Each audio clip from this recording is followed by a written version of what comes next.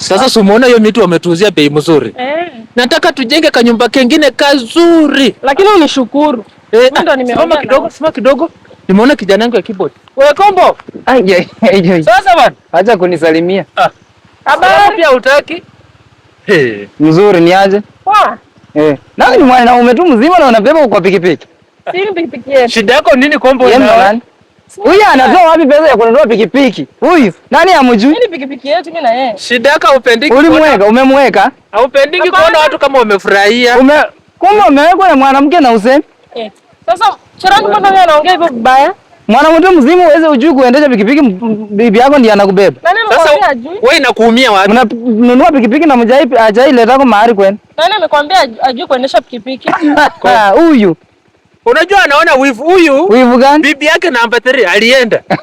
Sasa akiona watu wakikaa pamoja hivi ati anaona vibaya.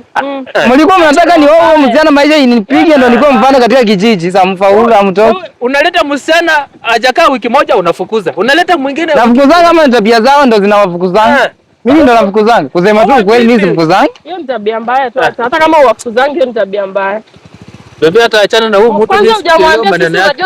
Tunajenga. Unajenga nini? Tumenunua muti. Ni mnaona kukushinda wewe. Tunatoka huko juu kwa mimi. Nani? Tunataka kujenga. Nyinyi. Si uko wamegawa shamba kwetu. Ulikuwa nadhani hawatanigawa shamba. Wamenigawa shamba. Kupeleka kwao. Yamenipeleka kwao. Waligawa shamba juzi, sasa tumenunua muti. Ndio tunaenda. Yaani waliokudharau siku moja. Baby useme nitakusalimia kwa heshima. Useme kuna siku nitakusalimia kwa heshima. Wakati ya kuingiza nyumba utakuja upige keyboard. Nani?